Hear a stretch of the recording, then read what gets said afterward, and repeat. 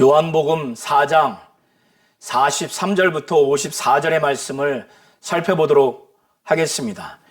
예수께서는 사마리아 지역에서 우물가에 있는 사마리아 여인을 통해서 많은 사마리아인들이 결과적으로 예수의 말씀을 듣고 예수가 메시아, 곧 그리스도라고 하는 것을 믿는 자들이 많이 나왔습니다. 사마리아 지역에 이틀 동안 말씀을 증거한 결과로서 많은 자들이 예수를 믿게 됐고, 사마리아 지역에서 이틀이 지난 후에 예수께서는 갈릴리 지역으로 가시면서 제자들에게 친히 증언하시기를 선지자가 자기 고향에서는 높임을 받지 못한다라고 말씀하셨습니다. 그것은 예수께서 자기 고향인 갈릴리 지역에 그 사람들이 예수를 메시아 곧 그리스도로서 믿음의 대상, 신앙의 대상으로서 믿지 아니하는, 그렇게 환영하고 영접하지 아니하는 그들의 그 불신앙을 두고 예수께서 말씀하신 것입니다. 예수께서 태어나신 것은 베들레헴이고 또 그가 자라신 것은 나사렛 그 지역인데, 나사렛이라고 하는 그 지역은 갈릴리 지역 안에 있는 곳입니다. 그래서 예수께서는 갈릴리 지역을 들어가시면서 자기의 고향을 갈릴리 지역이라고 그렇게 생각하시고 갈릴리 지역의 사람들을 자기 고향 사람들로 그렇게 여긴 것으로 보여집니다. 예수께서 갈릴리 지역에 들어가셨는데 갈릴리 지역의 사람들이 예수를 영접했어요. 그러나 이들이 영접한 것은 예수께서 말씀하신 대로 그들의 그 불신앙 차원에서 예수께서 말씀하신 것인데, 그것은 선지자가 자기 고향에서는 높임을 받지 못한다고 이런 내용으로 예수께서 말씀하셨죠. 그것은 믿음의 대상, 신앙의 대상으로 여기지 않는다는 것을 말씀하신 것입니다. 그런데 지금 갈릴리 지역의 사람들이 예수를 영접한 것은 믿음의 대상, 신앙의 대상으로 영접한 것이 아니고 그들이 명절에 예루살렘에 올라갔습니다. 그 명절 중에 예수께서 행하신 모든 것을 봤어요. 아마도 표적과 기사를 보았을 것입니다. 예수를 영접한 것은 바로 표적과 기사를 행한 예수로 알고 그렇게 여겨서 영접한 것이지, 신앙의 대상, 믿음의 대상으로서 예수를 메시아로서 믿고 그리스도로 믿고 영접한 것이 아닙니다.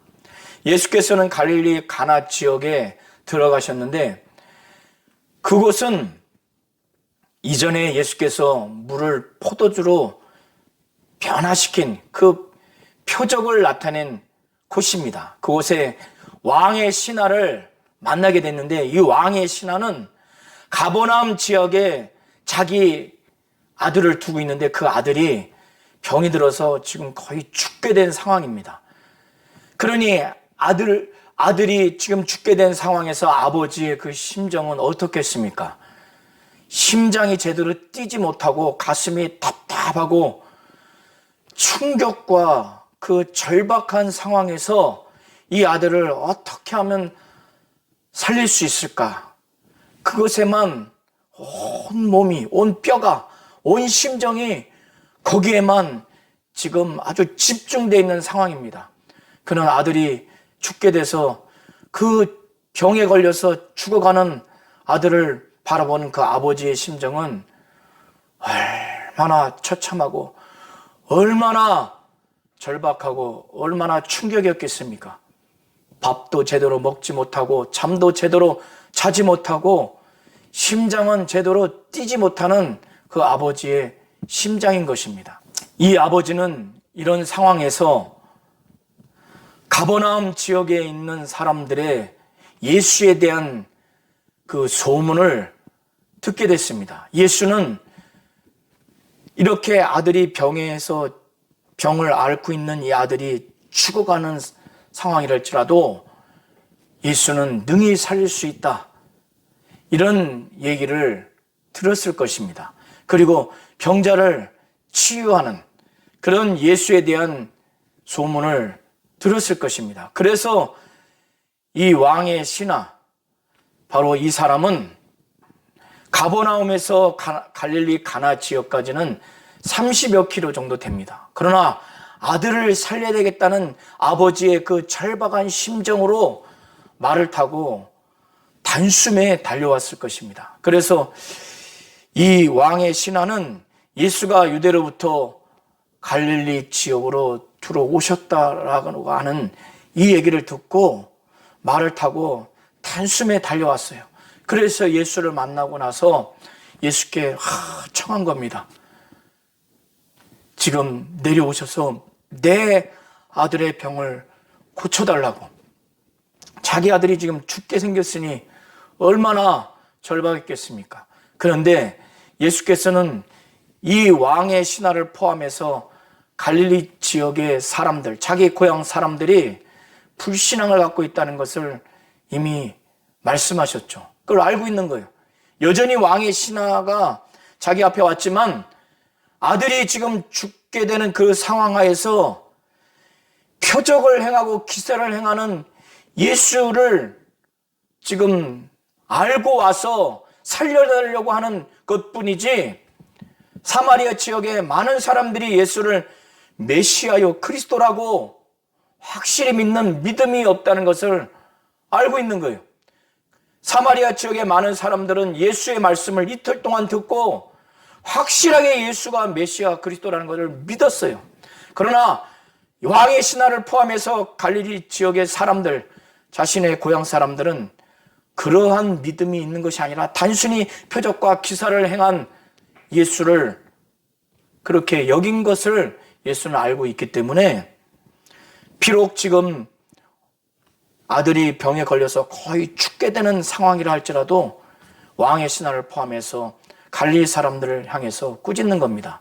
그들을 향해서 예수께서 말씀하시기를 너희는 표적과 기사를 보지 못하면 도무지 믿지 아니하리라, 이렇게 책망을 하신 것입니다. 예수께서 이 말씀을 하셨을 때 우리 성도님들이 오해하지 마셔야 됩니다. 예수께서 하나님 아버지의 뜻을 나타내기 위해서, 하나님 아버지의 일을 나타내게 하기 위해서, 하나님을 나타내게 하기 위해서 그는 이 땅에서 귀신을 내어 쫓고 죽은 자도 살리고 많은 병자를 고쳤습니다.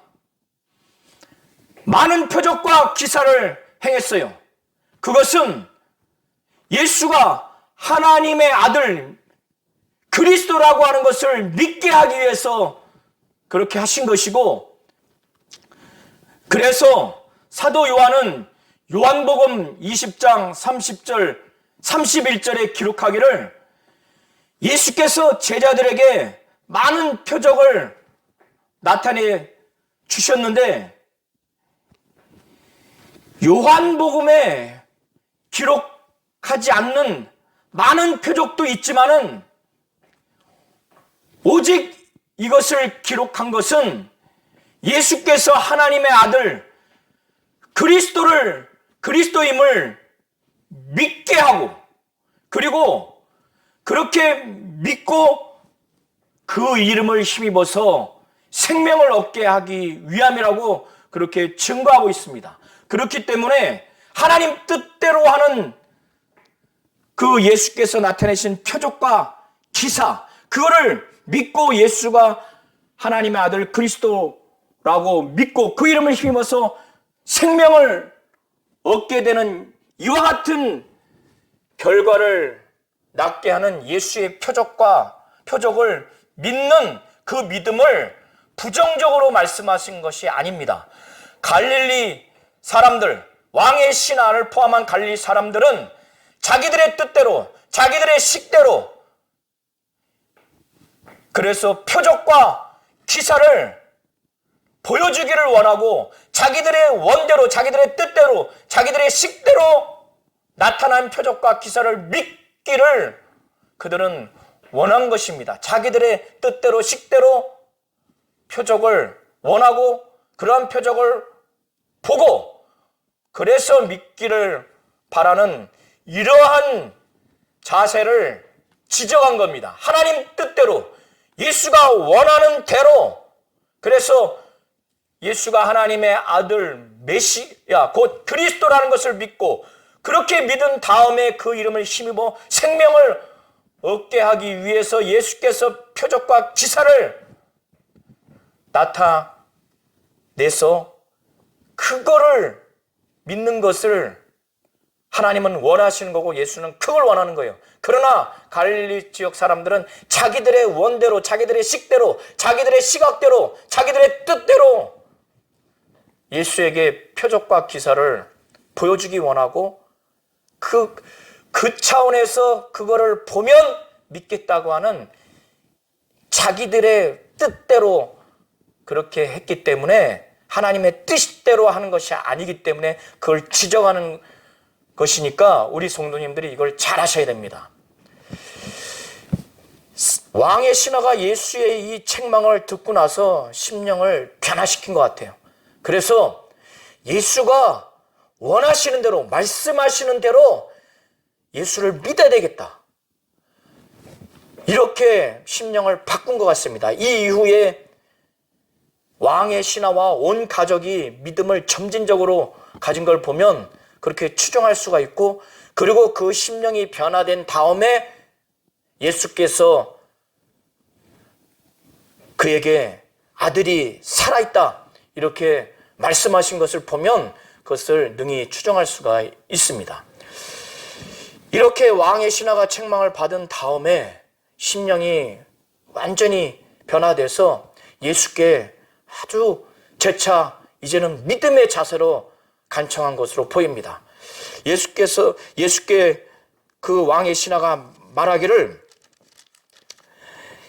신하가 이르되 주여 내 아이가 죽기 전에 내려오소서, 이렇게 말했을 때는 그의 심령이 이제 완전히 변화된 거예요. 그러니까 예수께서 그 왕의 신하를 향해서 그의 심령이 변화된 것을 보면서 예수께서 말씀하시기를, 가라, 내 아들이 살아있다. 그러니까 이제 왕의 신하는 여타의 갈릴리 지역에 있는 고향 사람들과 이제 심령이 달라진 거예요. 이제 서서히 변화된 겁니다. 그러니까 예수께서 가라, 내 아들이 살아있다, 이 말씀을 했을 때 이 말씀을 믿고 그대로 갑니다. 그래서 이제 이 왕의 신하가 내 아이가 살아있다 하니까 그 말씀을 믿고 당연히 살아있을 것을 생각하고 걸어간 거예요. 걸어가는 동안 한치의 의심도 하지 않고 간 겁니다. 이게 예수가 원하는 믿음이에요. 물론 지금 완벽한 믿음은 아니지만 이 상태로 갈릴리 가나 지역에서 가버나움 지역으로 내려가고 있는 중에 예수가 말씀하신 그때 아이는 살아난 겁니다. 그러니까 왕의 신하들이 얼마나 충격받고 얼마나 기뻤겠습니까? 그래서 빨리 왕의 그 신하에게 가가지고 이 소식을 전해야 되겠다. 그래서 그들도 막 말을 타고 달려왔을 겁니다.